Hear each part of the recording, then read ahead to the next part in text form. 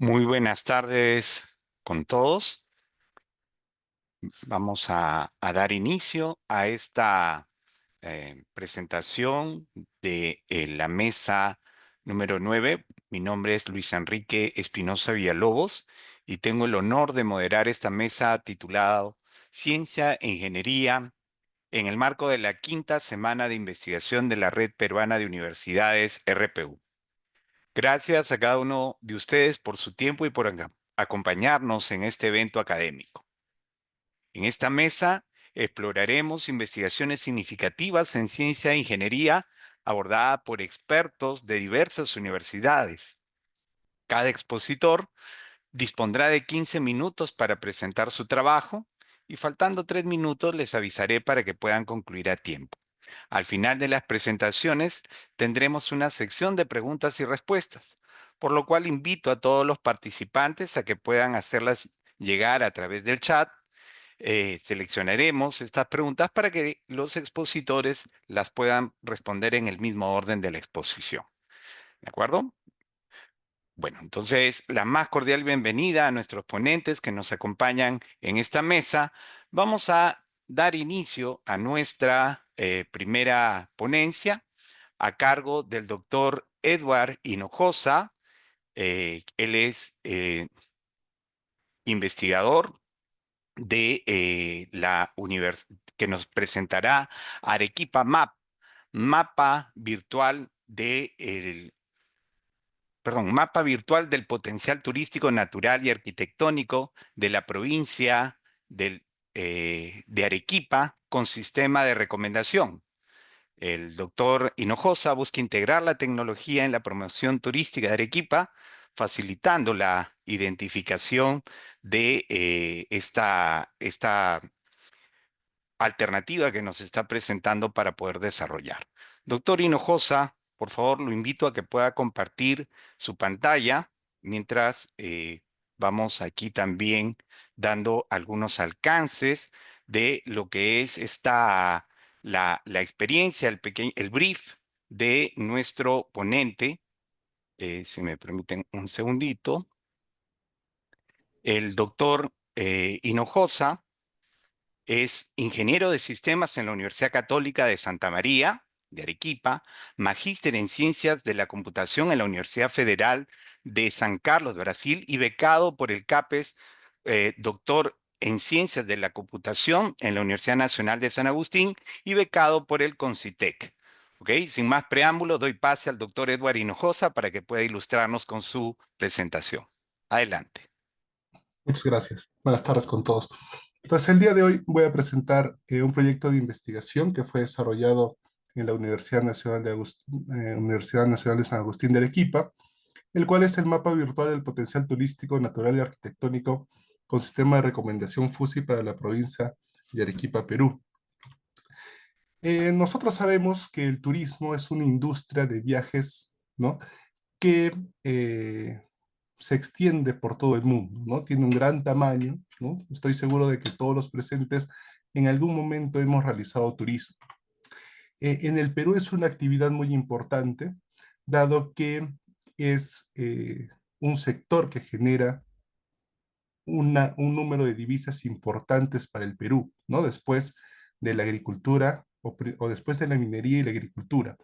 A diferencia de la minería y agricultura, el turismo no tiene un impacto significativo en el medio ambiente. Por eso es importante que promover el turismo. ¿Okay?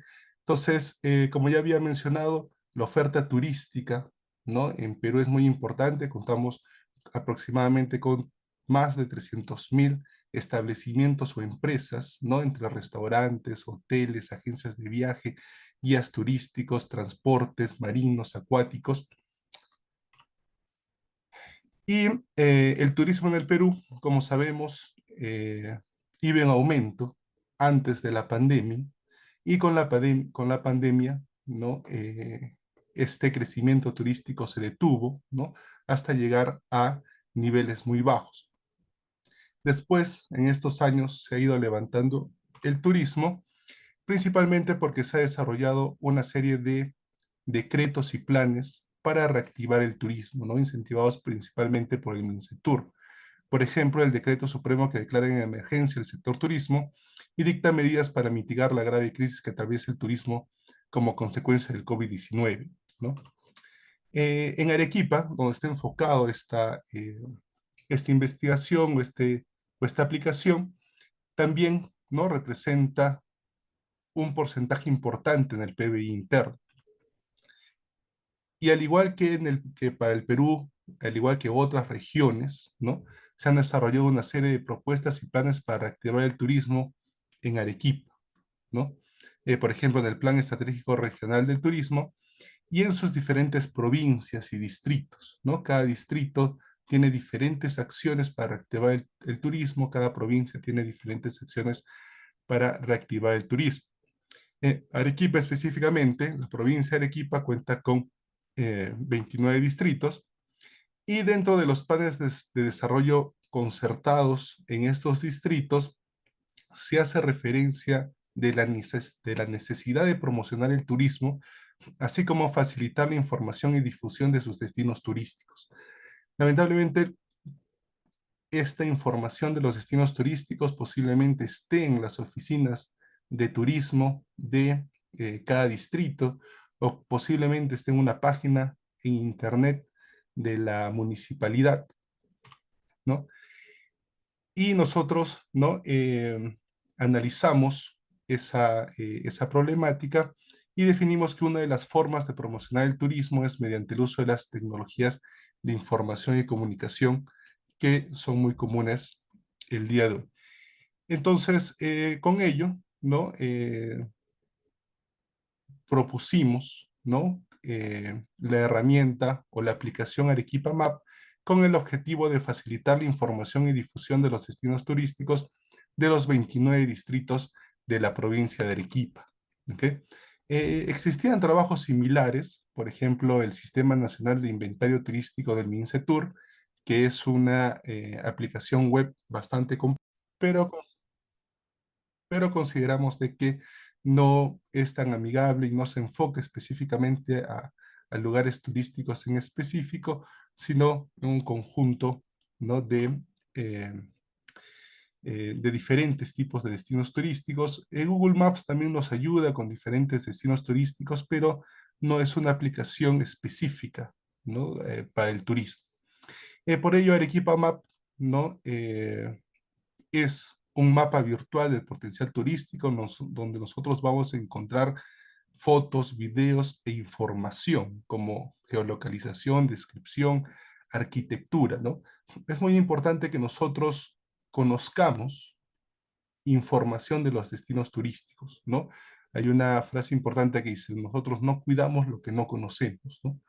A veces tenemos diferentes destinos turísticos, pero no conocemos su arquitectura, cuándo fue fundada, por ejemplo, la Plaza de Arequipa.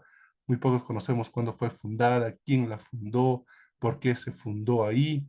Entonces, este mapa lo que intenta es, además de las fotos y videos que podemos encontrar de repente en Google Maps o en otras aplicaciones, información de estos destinos turísticos y también destinos turísticos que no son muy conocidos, ¿no? De segundo, tercer nivel, ¿no? Tenemos de primer nivel que serían la Plaza de Armas en Arequipa, ¿no? La Plaza de Armas, Monasterio de Santa Catalina, ¿no? Etcétera. Pero también tenemos otros destinos turísticos, iglesias antiguas en diferentes distritos, miradores, ¿no? Eh, una variedad de destinos turísticos que posiblemente no son muy conocidos, ¿no? Por ejemplo, yo viví en un lugar donde a unas 10 cuadras había un mirador que ni siquiera conocí. Entonces, además es integrado a Google Maps para facilitar su acceso y eh, poder llegar a los destinos turísticos. Este es el link de la aplicación, aún está en proceso de pruebas, ¿no? Esta sería la interfaz web. Y, por ejemplo, tenemos algunos destinos turísticos, por ejemplo, que de repente no conocemos, el geoglifo Gros Munza, que está en Santa Isabel de Siguas, aproximadamente a una hora eh, de Arequipa, ¿no? Pero es un distrito de la provincia de Arequipa, entonces tenemos este geoglifo que podemos ver diferentes fotos en diferentes perspectivas, e incluso estas fotos fueron tomadas en el año 2021 aproximadamente, y en el 2022 ya fue declarado como Patrimonio Cultural de la Nación. Entonces, es muy importante que lo podamos conocer. Otro destino turístico de repente que no es muy conocido es la iglesia de San Pedro en Uchumayo, que queda muy cerca a Arequipa, en la entrada de Arequipa por bus. También tenemos diferentes fotos. El Cerro Salaberry, que es un mirador que está muy cerca. El Cristo Blanco en Uchumayo, que está del otro lado del río. Eh, Diferentes también bodegas, ¿no? Donde podemos ver, por ejemplo, la bodega Torre de la Gala, donde se procesa una gran cantidad de vinos, ¿no? Vinos, la bodega del Chañal en Vítor, que está aproximadamente a hora y media de Arequipa, donde tenemos tinajas, ¿no? De más de 100 años, ¿no? De 1837, y es un lugar, ¿no? Importante para conocer. Ahí una vez al año se realiza, ¿no? Una actividad donde se realiza vino de forma artesanal, ¿no? Como se realizaba antes, y también otros miradores, como el mirador de Benito Lazo en La Joya, donde se puede ver toda la irrigación. Y esta aplicación cuenta con diferentes filtros, ¿no? Donde nosotros podemos definir el filtro por lugares o el filtro por distritos, ¿no? Está enfocado a los 29 distritos por el momento de la provincia de Arequipa. También la aplicación en la parte investigativa, dado que es resultado de un proyecto de investigación, se dio en la parte del sistema de recomendación FUSI, ¿no? Donde básicamente cada destino turístico tiene un grado de pertenencia a diferentes características, ¿no? Por ejemplo, cultura, ¿no? Una iglesia tendrá mayor cantidad de cultura que, por ejemplo, de paisaje. Un mirador tendrá mayor cantidad de pertenencia en paisaje que en cultura, ¿no?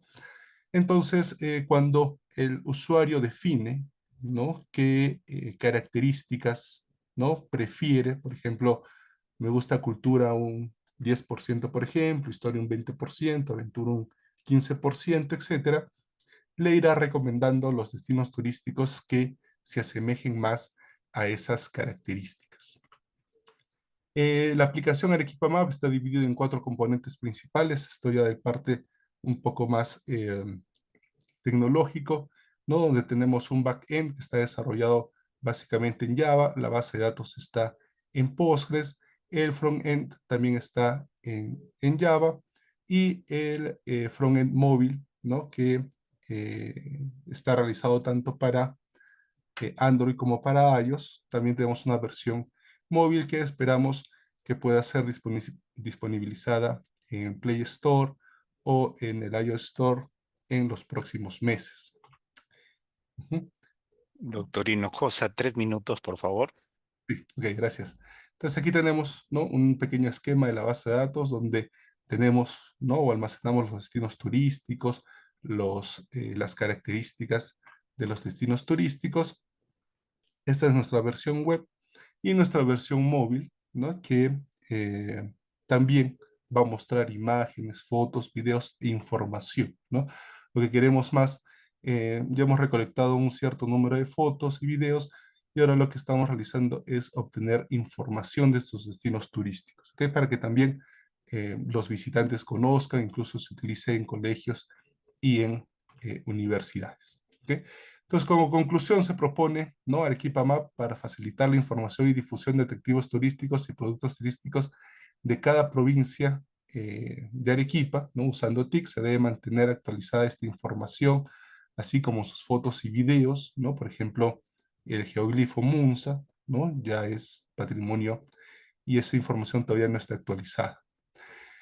Y como trabajos futuros, ¿no? Estamos también en el proceso de obtener mayor cantidad de fotos, videos, ¿no? También información acerca de las características de cada destino turístico. Tenemos el apoyo de 2 técnicos en turismo que nos ayudan a definir las características de cada destino turístico para que el proceso de recomendación tenga mayor fiabilidad. Y también, ¿no? Quisiéramos expandir, ¿no? Esta aplicación no solo para la provincia de Arequipa, ¿no? Que tiene 29 distritos, sino para todo el departamento de Arequipa, ¿no? Con sus 7 provincias, y así como se ha definido Arequipa Map, ¿no? También esperamos poder eh, implementar Cusco Map, Lima Map, Iquitos Map, Tacna Map, eh, Cerro de Pasco Map, para eh, incentivar y promocionar diferentes destinos turísticos, no solo los principales, ¿no? Sino todos los destinos turísticos que tiene nuestro querido Perú. Gracias. Ok, muy bien. Agradecemos la presentación de la ponencia desarrollada por el doctor Hinojosa, un tema bastante interesante. Les vuelvo a recordar que podemos hacer llegar nuestras preguntas a través del chat y al finalizar la exposición vamos a poder hacérsela llegar a los ponentes de esta y las siguientes exposiciones que vamos a desarrollar. Ok, muchas gracias, doctor Hinojosa, y felicitaciones por esta ponencia que ha desarrollado. Muchas Vamos gracias. a invitar ahora a la doctora Alicia León, quien nos va a presentar en esta oportunidad la ponencia titulada Potencial de las algas altoandinas en el desarrollo de matrices alimentarias para personas con requerimientos de alimentación especiales. La doctora Alicia León es ingeniera agroindustrial egresada de la Universidad Nacional del Altiplano de Puno. Cuenta con una maestría en ingeniería y un doctorado en ciencias de la ingeniería de la Pontificia Universidad Católica de Chile. Actualmente se desempeña como docente asociada en la Escuela Profesional de Ingeniería Agroindustrial de la Facultad de Ciencias Agrarias de la UNA Puno. Damos la más cordial bienvenida a la doctora Alicia Ponce y la invitamos para que pueda compartir su ponencia y ilustrarnos con los resultados obtenidos. Adelante, doctora Alicia.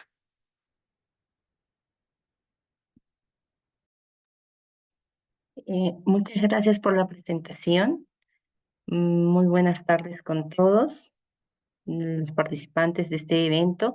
Asimismo, quiero hacer llegar un saludo a todos los involucrados en la organización de este evento, de esta quinta semana de investigación de la Red Peruana de Universidades. Y bueno, en esta ocasión quiero compartir un avance de una investigación que venimos realizando con nuestro grupo de investigación en la Universidad Nacional del Altiplano. Y me gustaría, por favor, si me pudieran confirmar si se comparte mi pantalla y si se ve, por favor. Sí, estamos viendo, Alicia, tu pantalla y te escuchamos perfectamente. Adelante, por favor. Muchas gracias. Bueno, básicamente ahora quiero compartir un tema que nos ha llamado mucho la atención. Lo hemos venido trabajando hace 2 años, experimentando un poco también. Y bueno, quiero partir básicamente con lo siguiente que nos ha llevado a este tema, que hoy en día es de conocimiento de muchos de que la población a nivel mundial cada vez va creciendo más. Actualmente nosotros somos ya un poco más de 8.000 millones de personas, de habitantes a nivel mundial, lo cual hay que tener en cuenta. Asimismo, hay algo que viene aquejando el cambio climático por este calentamiento global. Y bueno, esto trae consigo una mayor presión sobre los recursos del planeta, lo cual va a traer una escasez de alimentos porque los sistemas agrícolas a nivel mundial no van a poder suministrar suficientes alimentos para toda esta población que ya está en crecimiento.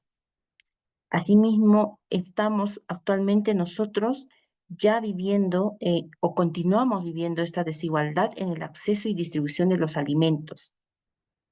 Muchos informes de la ONU, la FAO, indican de que no hay una adecuada distribución de estos alimentos. Aún tenemos problemas de malnutrición en muchas regiones de muchos lugares, de muchos países del mundo, sobre todo en las zonas rurales, y un alto costo de algunas dietas saludables en zonas rurales, perdón, las otras son zonas eh, rurales y una dieta, el costo del costo alto de una dieta saludable en zonas urbanas, perdón.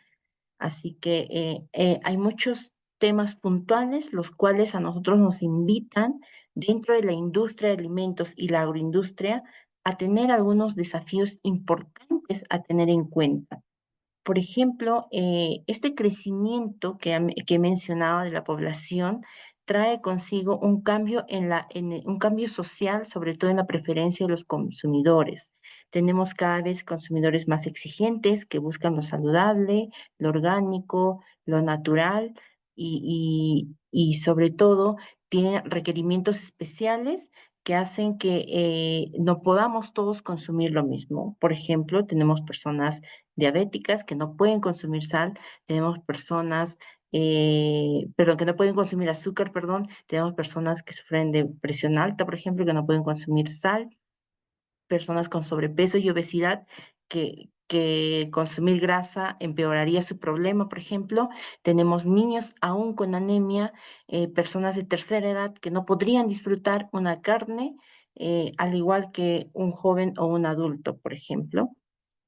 Eh, eh, un gran desafío que también nos trae a nosotros este cambio social, este calentamiento global o el cambio climático, es que nosotros tenemos que empezar a orientarnos a dietas saludables a partir de sistemas alimentarios saludables.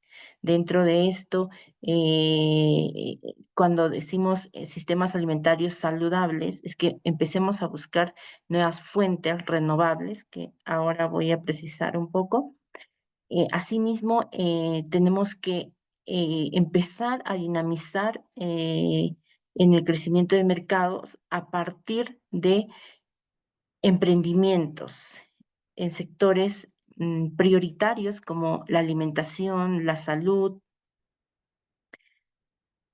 También nosotros estamos en esta búsqueda constante del aseguramiento de la calidad, que es un gran desafío y aún esto aumenta debido a una migración masiva que estamos viviendo hoy en día y que esto va a aumentar, ¿no? Estudios que señalan para el 2030-2050 esto va a duplicarse o incluso triplicarse y, y eso va a generar nuevos hábitos de consumo en donde tenemos que asegurar la calidad alimentaria. Quiero hacer un hincapié en las dietas saludables a partir de sistemas sostenibles. Había mencionado de que nosotros nos vamos a ver obligados definitivamente a buscar nuevas fuentes de proteínas en reemplazo de una proteína limitada que es la de animal.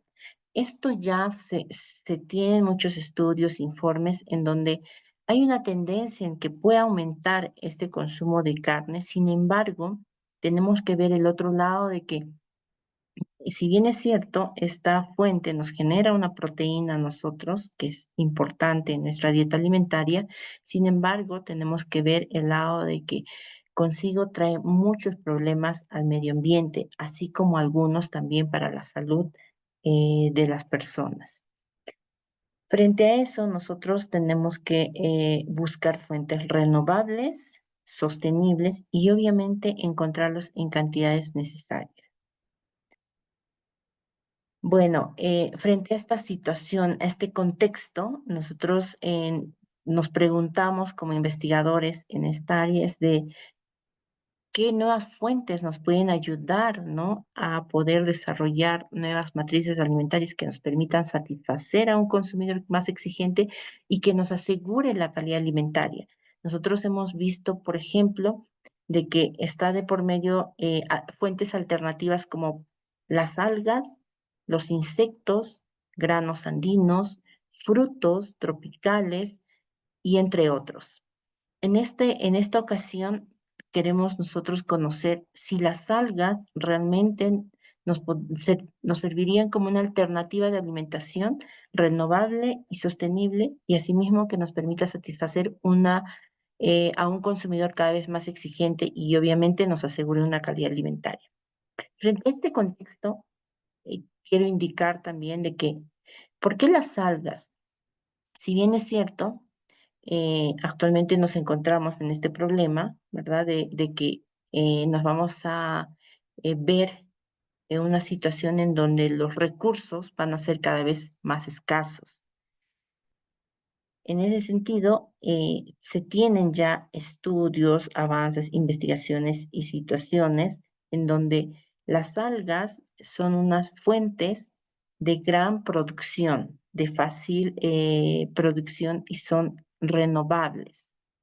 Asimismo, por ejemplo, ¿no? Este es un elemento básico ya en algunos países, como por ejemplo Asia y Japón, que ellos ya cuentan con grandes granjas de estas algas.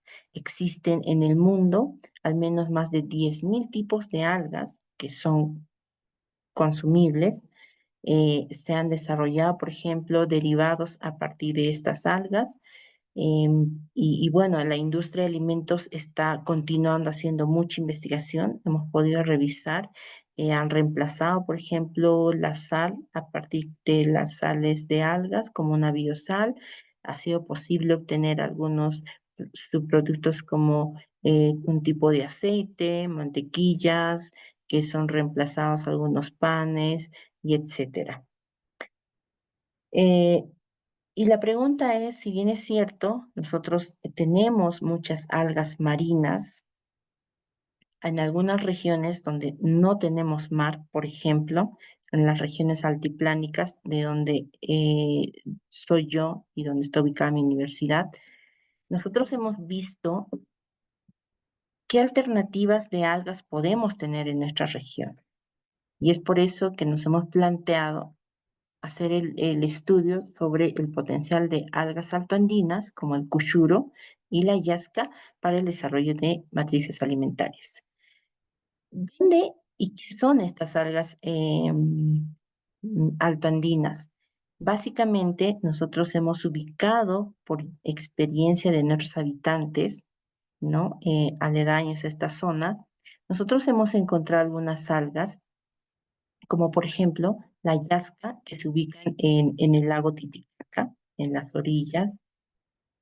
Asimismo, hemos encontrado el cuchuro, que podemos encontrar en algunas lagunas y ríos de nuestra región, ¿no? Y bueno, también en la extensión de esta región altiplánica, ¿no? Como por ejemplo Cusco.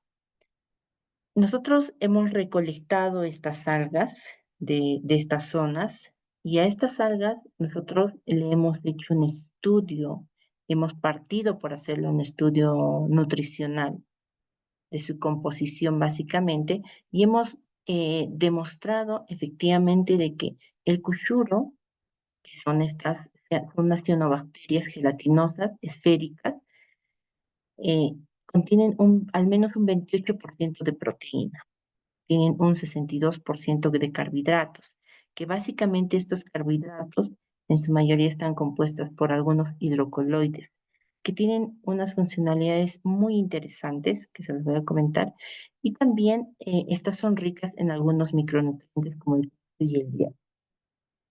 Esta composición a nosotros nos invita a entender de que realmente esta alga es una fuente alternativa de proteína sostenible, ¿no? Y bueno, y que como un ingrediente, tanto de la harina como de sus hidrocoloides, podría ser un aditivo funcional para el desarrollo o la formulación de algunos alimentos.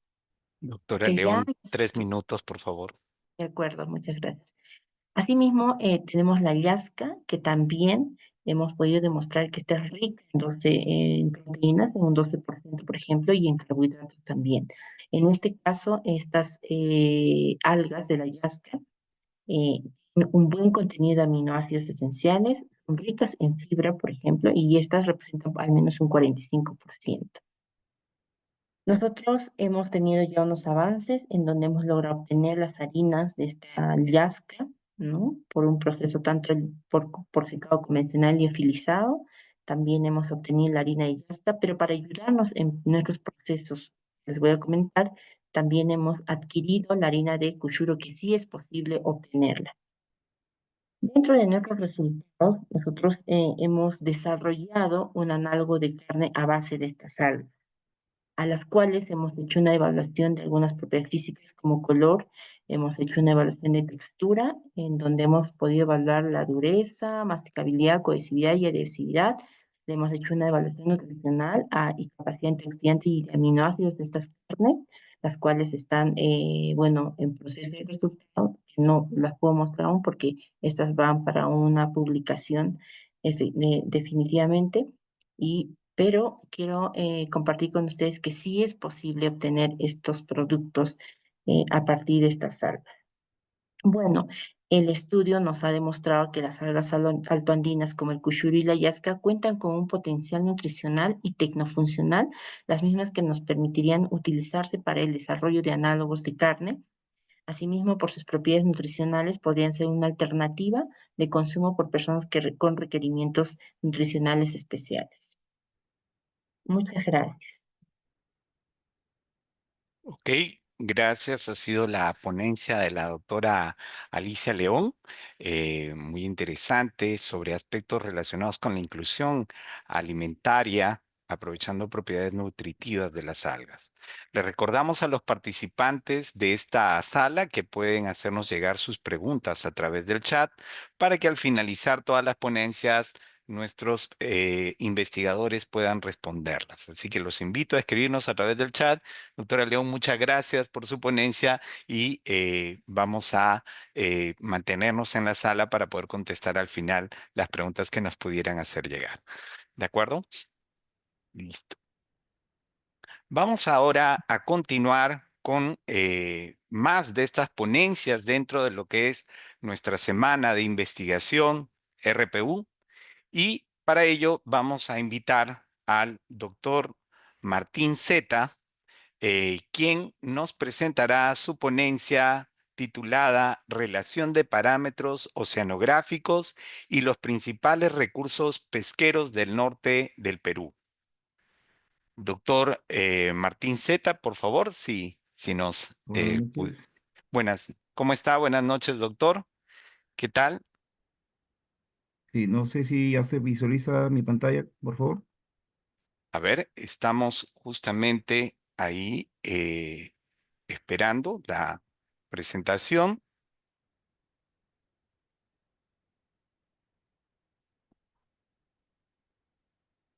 Sí, todavía no podemos visualizarla. Ahora sí, ya ha comenzado a aparecer en pantalla. Esperemos unos Sí, segundos.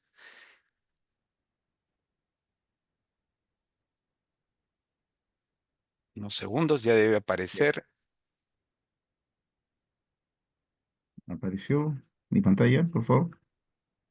eh, Ahora sí, ya está apareciendo, doctor. Permítame presentarlo. El doctor Martín Zeta es ingeniero de minas, egresado de la Universidad Nacional de Piura y magíster en ciencias con mención en ingeniería ambiental por la Escuela de Posgrado de la misma universidad. Actualmente, el doctor Zeta se encuentra desarrollando un artículo sobre los impactos ambientales y sociales en minería. Reitero la más cordial bienvenida al doctor Martín Zeta y lo invito a iniciar con su ponencia. Tiene 15 minutos, por favor, para su Muchas presentación. gracias. El día de hoy, mi ponencia se refiere a unas técnicas de energía renovables para obtención de agua de la atmósfera para cultivos de riego por goteo en lugares semidesérticos en Piura. Hemos tomado una de las muestras que es un centro poblado que se llama Nuevo Pozo Oscuro, que es camino de Piura a Chiclayo. Este proyecto lo vemos trabajando ya hace cerca de un año en una etapa de, digamos, piloto, ¿no? En realidad, el problema general en la ciudad de Piura, sobre todo los centros poblados que no tienen muchas, no tienen, digamos, sí, agua, luz. Actualmente ese centro poblado ya tiene luz, pero el agua tiene que sacarlo de otro centro poblado que queda a media hora. Y además tienen problemas con respecto a la agricultura, pues es netamente, este centro poblado, netamente el 80% se dedica a la agricultura. Y solamente esperan que la niña, que la laguna que tenemos acá en Piura, en época de lluvia, crezca para ellos tener que tener sus canales y derivarlos a su tierra, ¿no? Entre los problemas tenemos el acceso al agua potable para consumo humano, el agua para consumo agrícola, digamos que son zonas de actividad agrícola netamente, estos centros poblados, especialmente en temporadas secas, que no hay lluvia, que justamente estamos padeciendo eso en la ciudad de Piura, puesto que la ciudad de Piura, como Lambayeque, no cuenta ni siquiera con agua potable porque el reservorio de Poechos está casi seco. Entonces, esta es una buena alternativa para la cual nosotros estamos planteando este proyecto. Actualmente este proyecto estamos haciendo en ejecución, estamos en ejecución, previamente dicho. Tenemos otro de problemas de la deficiencia de infraestructura de saneamiento, limitado acceso a los servicios de salud, la educación y acceso a infraestructura educativa. Son problemas netos de los asentamientos humanos de los centros poblados y de los caseríos en nuestra región, colindantes a la ciudad de Piura, por supuesto. Adicionalmente, las vías de comunicación y transportes entre caseríos son deficientes. La única, digamos, centro de comunicación de todos ellos es de la Panamericana Norte. Bueno, dentro de los problemas económicos es bastante creciente, sobre todo en estos centros poblados de la ciudad, ¿no? Debido a que la economía de estas zonas está muy centrada a la agricultura y de subsistencia, es decir, siembran choclos, legumbres propios van a llevar, por ejemplo así, para su familia, ¿no? Muy poco para lo que es venta.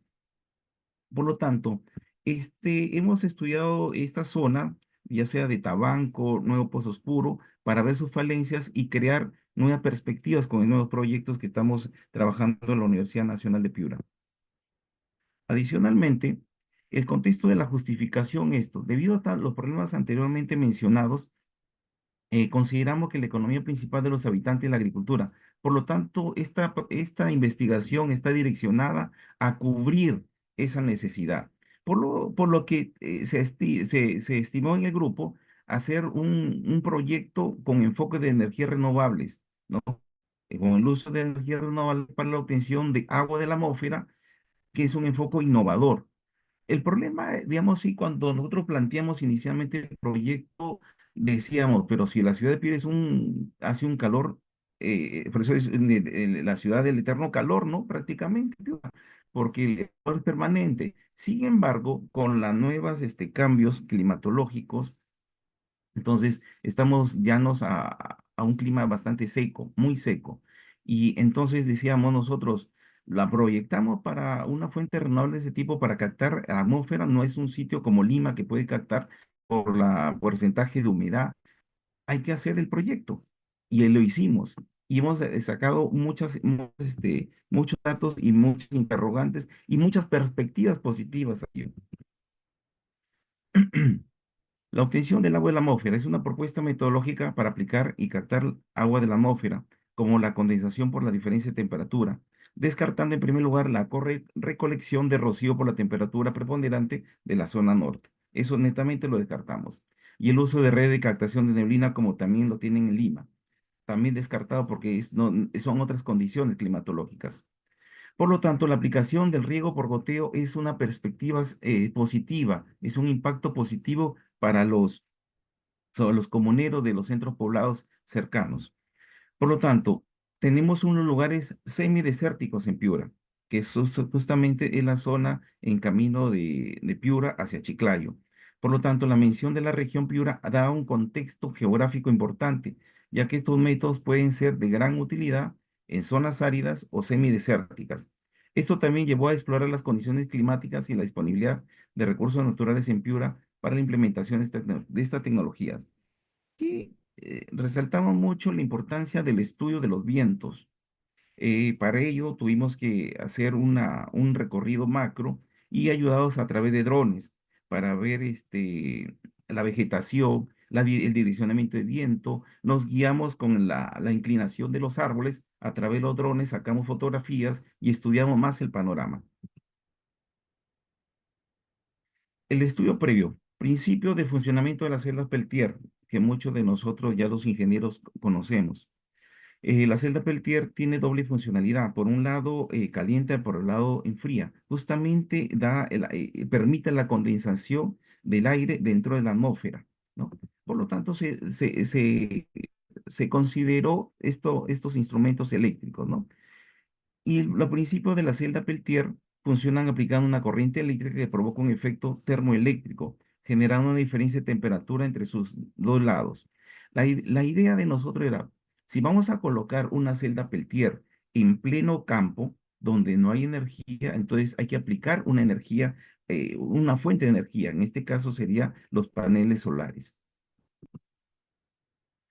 Eh, Dentro de los componentes tenemos la celda Peltier, el disipador de calor, que no es sino una base de aluminio estriado que permite la disipación del calor y un ventilador de 12 voltios, aquel ventilador que de repente nosotros reutilizamos de una computadora antigua y lo utilizamos ese ventilador ahí, ¿no? Entonces, debido a nuestro presupuesto corto, porque este es un autofinanciado, porque una vez que salga este proyecto ya queremos un presupuesto y un aporte mayor para hacerlo aplicable en la zona de estudio, ¿no?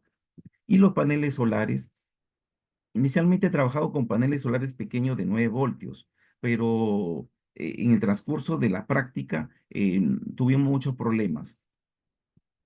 E incluso cuando hicimos el seriaje de la celda Peltier.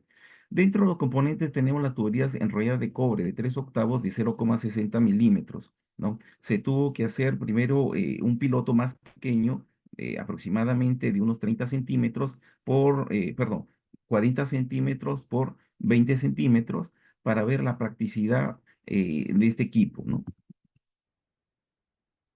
La celda Peltier utilizamos el T1 12706. Inicialmente empezamos con dos, luego utilizamos con cuatro y tenemos que utilizar ocho celdas Peltiers para tener mayor magnitud y mayor cantidad de disipación y condensación del aire para tener mayor fluidez de goteo.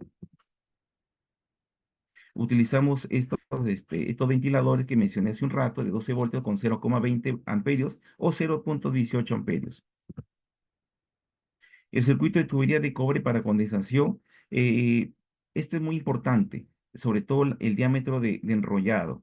Inicialmente fue una praxis utilizar en nuestro piloto, en el prepiloto prácticamente, un diámetro que esté cercano al recipiente que lo contuviera, ¿no?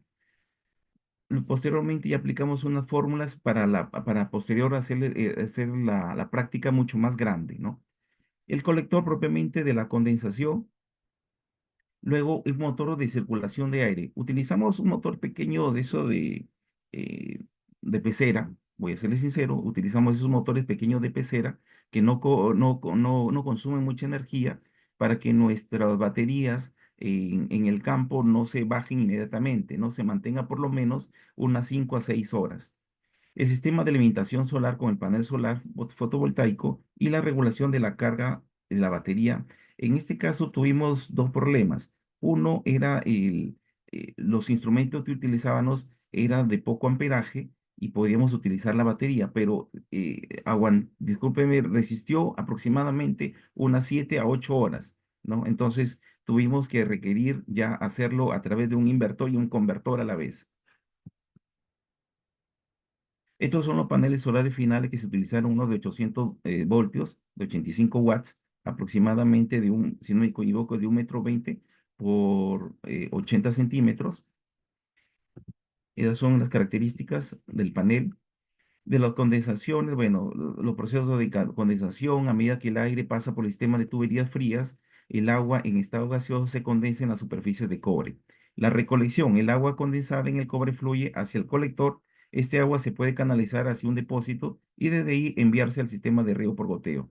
¿Cuáles son las consideraciones adicionales? El mantenimiento y limpieza del sistema. Eso es muy importante debido a que en esa zona, como es desértica, la presencia de dunas provoca digamos, sí, la caída de arenas finas, arena de limos, a los paneles solares. El monitoreo de temperatura y humedad. Este es muy importante porque antes de hacer la praxis con este equipo, se hizo digamos, una toma de datos durante varios meses.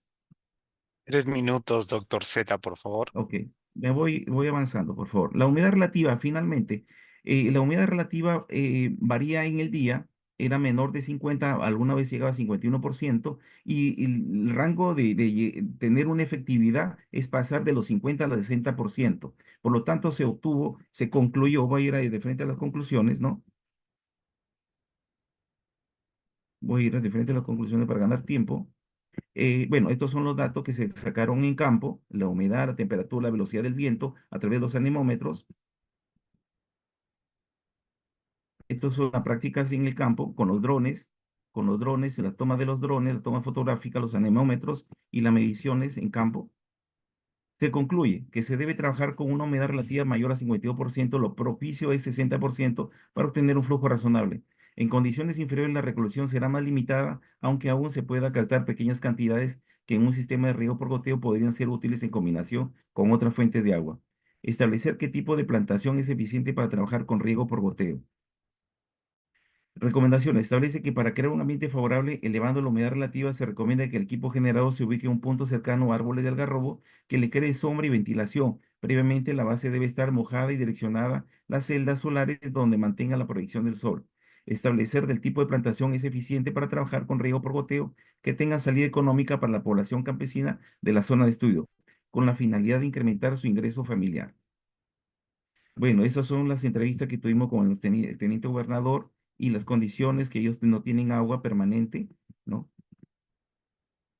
Y el grupo de trabajo en la cual hemos estado trabajando más de un año, quien les habla Martín Z. Flores, la doctora Antía Rangel, el doctor Juan Tume y el doctor Juan Valdemar Tenefarfá. Muchas gracias. Gracias a usted, doctor Z, por su excelente ponencia. Vamos a compartir con usted al finalizar unas preguntas que nos están haciendo llegar a través del chat para que pueda responder a los participantes de esta sala de la Semana de Investigación RPU. Ok, muchas gracias, doctor Z. Vamos a continuar entonces ahora con nuestra siguiente ponente. Nos acompaña ya en la sala la doctora Eliana Vélez. Ella es graduada en Ingeniería Industrial en la Universidad Nacional de Colombia, con maestría y doctorado en Ingeniería de Alimentos en la Universidad Estatal de Campinas, Brasil. Calificada como investigadora con CITEC en el Grupo 4, ha sido revisora de diversos artículos científicos en revistas indexadas en bases de datos internacionales como Scopus y Web of Science. Damos la cordial bienvenida a la doctora Eliana Vélez, quien nos presentará su ponencia Materias primas peruanas aplicadas en la microencapsulación de y biopelículas. Bienvenida, doctora Eliana. Adelante, por favor. Muy buenas noches a todos. Bueno, por favor me confirma si pueden ver mi pantalla. Sí, estamos viendo su pantalla, doctora Vélez. Adelante con su Perfecto. ponencia. Muchísimas gracias. También quisiera agradecer a la organización de Red Peruana de Universidades por la invitación. Siempre es un honor para mí participar de este tipo de eventos. Bueno, el tema que yo vengo a presentarles es una recopilación de algunas tesis que hemos trabajado en el grupo de investigación en Ingeniería y Tecnología Agroindustrial. Y bueno, el tema general sería materias primas peruanas, en este caso, aplicadas en la microencapsulación y biopelículas. Nosotros somos la Facultad de Ingeniería Agroindustrial, entonces trabajamos desde la parte alimentaria y no alimentaria. Lo que yo les voy a mostrar ahora es una aplicación que puede ir a cualquiera de las dos ramas. Les voy a hablar un poco sobre la ingeniería de biopolímeros. Vamos a hablar también sobre la proteína, el uso de proteína y gomas de la tara para emulsificar, en este caso aceite de Sacha Inchi, productos totalmente peruanos. Uso de algunos almidones en la formación de biopelículas y también materias primas peruanas, pero en este caso con un interés desde el punto de vista de compuestos activos, en este caso el achiote, entonces obteniendo microcápsulas de achiote. Bueno, para que nos localicemos un poquito, ¿qué son los biopolímeros? ¿No? Si nos vamos a la definición que nos da la Real Academia de la Lengua Española, un polímero es un compuesto, un polímero es un compuesto químico, natural o sintético, formado por unidades estructurales repetidas. Eso es un polímero. Y mismo le preguntamos a la Real Academia de la Lengua Española qué son los biopolímeros y nos lo define como polímeros que intervienen en los procesos biológicos. Entonces la pregunta es, ¿qué compuestos naturales que intervienen en procesos biológicos están formados por unidades estructurales en cadena? Y bueno, los que trabajamos o somos de la parte agroindustrial, alimentaria, bioquímica, etcétera, podríamos responder fácilmente esta pregunta, ¿cierto? Básicamente estamos hablando de proteínas y de polisacáridos, ejemplos, ¿no? Y yo les vengo a hablar sobre estos. Los hidrocoloides, básicamente proteínas y polisacáridos que tienen afinidad para diluirse o de cierta forma afinidad con el agua. Por eso se llaman hidrocoloides, además porque forman una suspensión coloidal. Las proteínas, teniendo en cuenta su estructura terciaria, que es la que más nos interesa, esta estructura terciaria nos define algunas propiedades funcionales, como por ejemplo la capacidad de formar espuma, la capacidad de emulsificar, de gelificar, las propiedades de solubilidad, de carga, etc. Entonces yo voy a empezar a jugar y a trabajar con todas estas propiedades funcionales de las proteínas. Y los polisacáridos, bueno, algunos de ellos, los más conocidos son, por ejemplo, los almidones, que pueden ser de cualquier fuente, yuca, maíz, papa, algunos ya más industrializados, como la maltodextrina o los almidones modificados. Y, por ejemplo, otras como las gomas, goma santán, goma guar, arábiga, tara, entre otras. Entonces, estamos hablando de un mundo de posibilidades. Resulta que los polisacáridos también tienen ciertas propiedades funcionales, como la capacidad de formar espuma, algunos emulsifican, otros gelifican, algunos tienen capacidad espesante, etc. Entonces también, si yo tengo propiedades funcionales de los polisacáridos y tengo propiedades funcionales de las proteínas, estos se ven afectados por el medio. Empiezo a jugar con pHs, temperaturas, presencia de iones, etc. Y entonces aquí empezamos a hablar de ingeniería de materiales. Entonces estaríamos utilizando biopolímeros para la ingeniería de materiales. Es decir, ya no vamos a pensar en la proteína y en el polisacárido como su función natural, ¿no? Que nosotros siempre lo asociamos a la alimentación.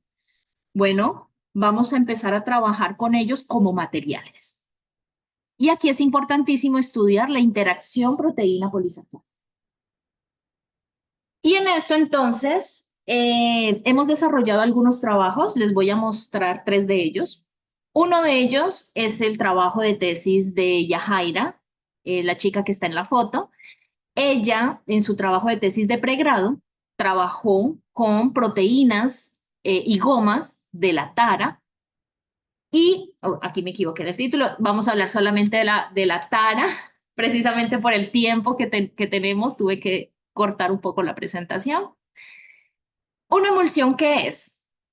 Una emulsión es una suspensión donde tenemos, por ejemplo, goticas de aceite en un medio acuoso.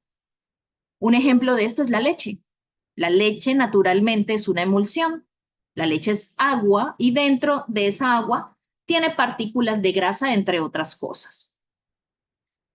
O también podemos tener una emulsión al contrario, donde goticas de agua están dispersas en un medio lipídico. El ejemplo claro de esto son las mantequillas o las margarinas. ¿cierto? Que se ven, tú la ves y las ves como algo más grasoso, ¿no? Pero en su interior realmente están como mínimo un 20% de agua en forma de gotas. Y asimismo hay un montón de productos alimenticios y no alimenticios, farmacéuticos, cosméticos, etcétera, que tienen como base este tipo de estructura. Pero entonces la pregunta es, ¿cómo hago yo para que el agua y el aceite sean un producto estable, que no se separen? Porque todos sabemos que el agua y el aceite no es que se lleven muy bien, ¿cierto? Entonces lo que tenemos que hacer es agregar un emulsificante, un producto que químicamente sea afín al agua, afín al aceite, para que se localice en esa interfaz agua-aceite y le diga, venga, agua yo lo voy a sostener aquí, venga, aceite yo lo voy a sostener aquí, vamos a formar un sistema estable. Y aquí viene todo el estudio de ingeniería que hay detrás de las emulsiones. Entonces, así se forman estos sistemas. En este caso, aceite de Sacha Inchi es lo que nos interesa. Como producto peruano, nosotros estamos en la región San Martín. Ustedes no sé si conocen, pero San Martín es de las regiones que más produce Sacha Inchi a nivel de Perú y, bueno, a nivel de exportación. Y la tara es un producto también peruano de la parte andina, donde normalmente se extrae la goma, que es un ingrediente bastante promisorio y bastante interesante para la industria alimenticia, cosmética, etcétera. Pero queda un residuo que no se usa, que es la parte de la proteína. Y bueno, aquí les muestro la foto. Básicamente la tara es una leguminosa, entonces tiene altos contenidos de proteína. Y ahí fue donde nosotros dijimos, vamos a trabajar con eso. Utilizamos un equipo que se llama rotor estator para generar una emulsión inicial y también ultrasonido para mejorar la estabilidad de esa emulsión. ¿Qué obtuvimos? Primero trabajamos con rotor estator y la proteína de la tara a diferentes concentraciones de proteína y diferentes concentraciones de aceite. ¿Qué logramos ver? Bueno, estos gráficos que ustedes ven aquí es la estabilidad de la emulsión. ¿Qué quiere decir? Que no fueron estables. ¿Por qué? Miren que la inestabilidad llega al 80, al 60%. Ya son separación de fase y pues no era lo que queríamos obtener. Entonces, para mejorar el proceso, bueno, aquí les presento una fotico en el microscopio de cómo eran nuestras emulsiones solamente con proteína de tara y rotor estator. ¿Cómo mejoramos el proceso? Bueno, dijimos, vamos a agregarle ultrasonido como proceso y también vamos a agregarle goma tara, porque la goma nos ayuda a evitar que las emulsiones se separen. Logramos disminuir considerablemente el tamaño de gota, ustedes lo pueden corroborar en las fotos, y también en la estabilidad. El mejor sistema a 4% de aceite, perdón, 4% de proteína y concentraciones de aceite del 20 y 25%. En este caso, logramos una estabilidad de 4 horas. Ustedes podrán decir, bueno, 4 horas no es mucho. Depende de la aplicación. Porque si de pronto este producto yo después quiero volverlo polvo y necesito atomizarlo, yo no necesito que la emulsión sea estable por 4 horas, porque el proceso dura máximo 1 hora. Entonces, dependiendo de la aplicación, 4 horas es suficiente. Bueno, ese fue el trabajo de Yajaira. Quiero empezar a mostrarles un poco del trabajo de Ander y Raúl. Ellos trabajaron con un almidón proveniente del sachajergón, que es un producto también que se produce bastante acá en la selva. ¿Por qué vio películas? Bueno, todos conocemos el problema del impacto ambiental de los productos de origen fósil y entonces necesitamos generar alternativas en materiales, ¿no? Que sean renovables, baratos, etc. Aquí aparecen de nuevo las proteínas y los polisacáridos. En este caso, hablando específicamente de los almidones, ¿la idea cuál es? Obtener una biopelícula con una estructura organizada y que cumpla ciertas características de calidad. Siguiendo esta línea de pensamiento, puedo obtener como tal la biopelícula, el plástico, que puede tener una aplicación alimentaria o no alimentaria, ¿no? Lo importante que es que se descomponga al final, ¿cierto? Que me dure lo suficiente para el uso, pero que se descomponga al final. O también como recubrimiento, en este caso, para colocar una capa, en este caso de la foto que yo les pongo aquí, son unos bananos, para mejorar la vida útil de estos bananos y que puedan durar un poco más. Los resultados que yo les voy a mostrar ahorita son de las biopelículas. Aquí tenemos a Ander y Raúl, ellos son los tesistas que en su trabajo de pregrado realizaron, este es el sachajergón, ellos extrajeron el almidón del sachajergón, aquí tenemos una foto del almidón que ellos extrajeron, y con base en esto, entonces desarrollaron unas biopelículas, miren aquí están las fotos que ellos tomaron, variaron concentración de harina, la temperatura del proceso y la concentración de glicerina.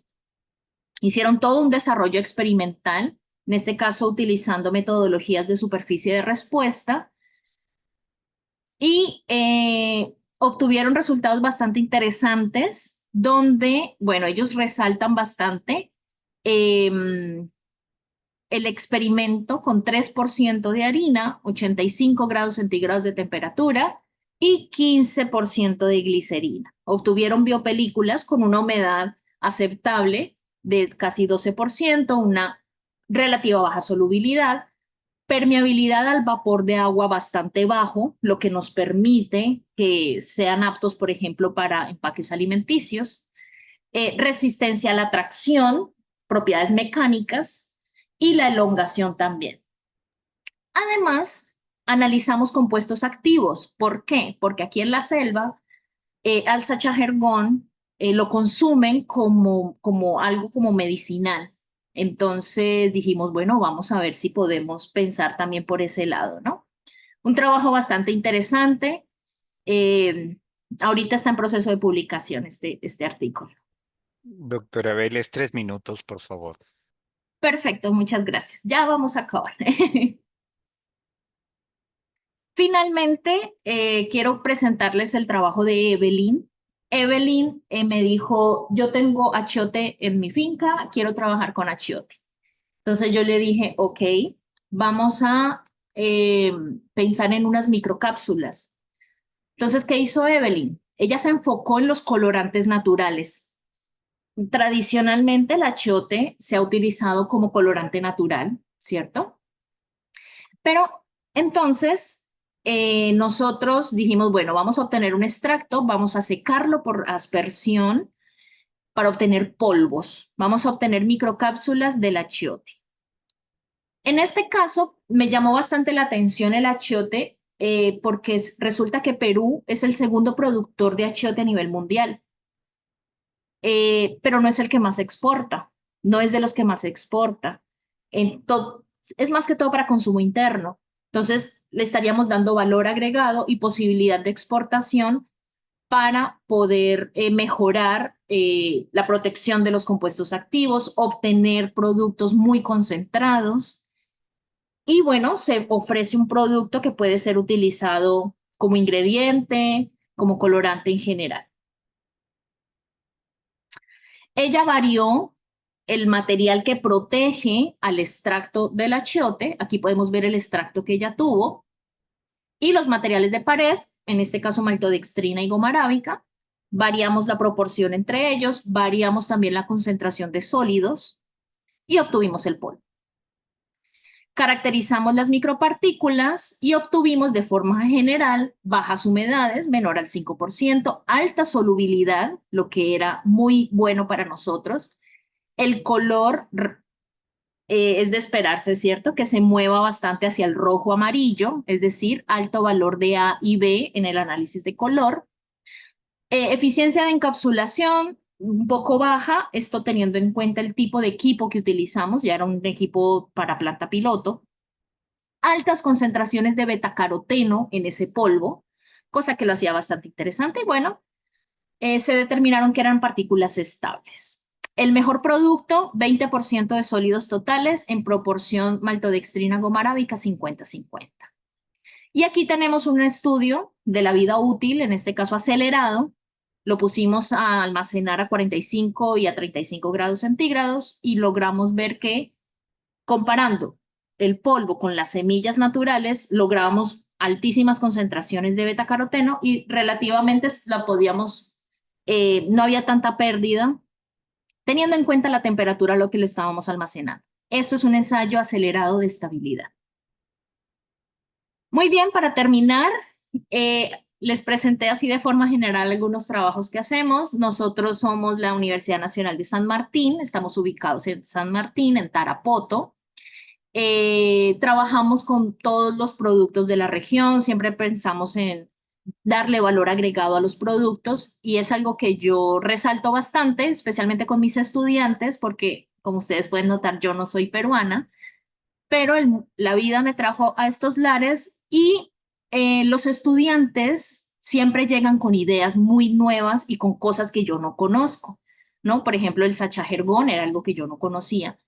Y los chicos llegan con esas ideas y siempre pensamos en valorarlas y darles una salida, sobre todo valorando la biodiversidad de la región.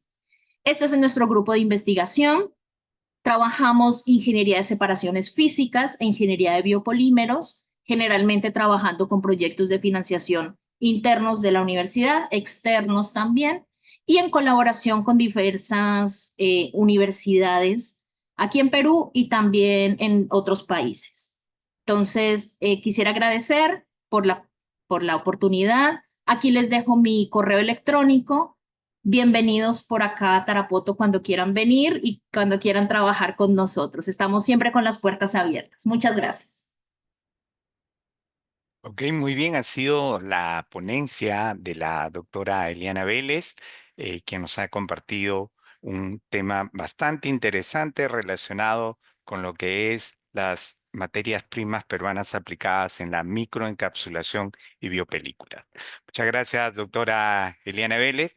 Vamos Muchas ahora, gracias. de nada, vamos a continuar entonces con la ronda de preguntas en el mismo orden en la que se han hecho las exposiciones. Así que sí, más bien les voy a pedir encarecidamente a los ponentes que podamos ser muy concretos al momento de dar respuesta. Estamos sobre los tiempos planificados, así que rápidamente voy a empezar a hacer llegar las preguntas que nos han ido virtiendo los participantes en el chat, empezando con el doctor Edward Hinojosa. Doctor Hinojosa, a través del chat Marita Celinda Ángeles Ízaga nos pregunta, ¿considera que Arequipa Map puede ser una herramienta útil también para los guías turísticos? Y yo agregaría, ¿o existe la posibilidad de que en el futuro pueda reemplazar la labor de estos guías turísticos? Ya, sí, sí, puede ayudar bastante a los guías turísticos. En realidad está enfocado para tanto guías turísticos, personal de las municipalidades en turismo y público en general.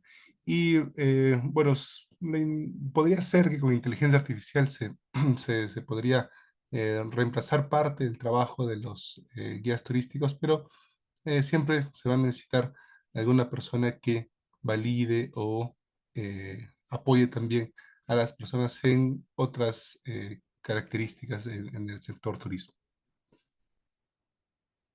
Pues, muchas gracias, doctor Hinojosa, por su respuesta. Y bueno, ya vemos ahí un potencial que tenemos con este tipo de aplicaciones. De acuerdo, vamos a continuar entonces ahora con la doctora Alicia León. Doctora Alicia León, por favor, si nos puede, si nos escucha para poder dar respuesta a estas consultas que se han vertido a través del chat. Sí, por supuesto. Ok, gracias, doctora Alicia.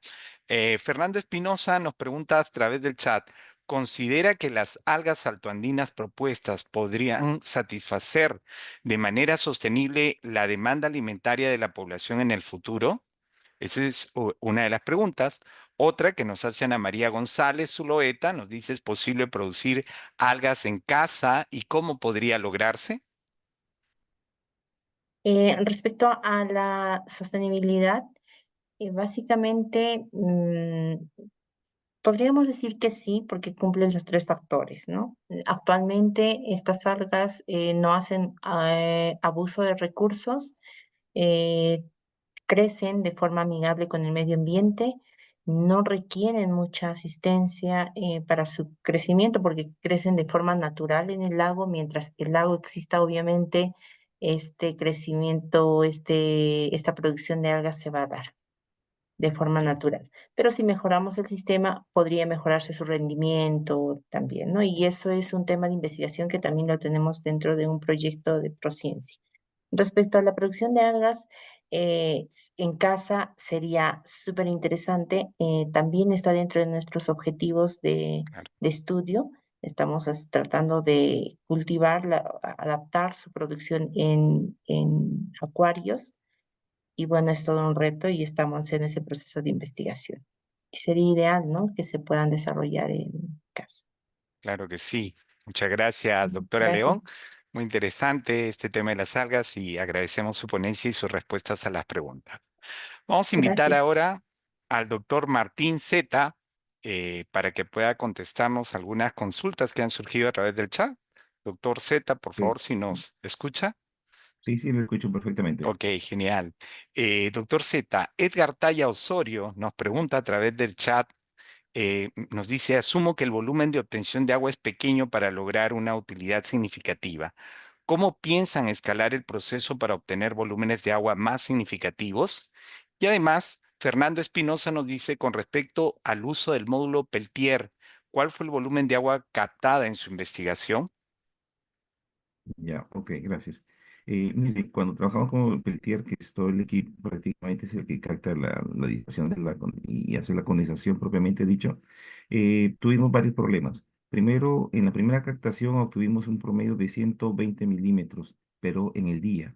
Un contradictorio porque no se por la digamos, presencia grande del sol y la temperatura es muy alta. Pero cuando comenzamos a trabajar ya en el turno noche, eso se elevó hasta llegamos a obtener 1.100 a 1.2 litros, ¿no? Dentro de las tres Peltier. Cuando ya subimos a 4 comenzó a subir. La idea de la propuesta que nosotros queremos plantear es llegar a 8 usos de Peltier por punto de captación para elevar la cantidad de agua, ¿no? Propiamente dicho en los recipientes.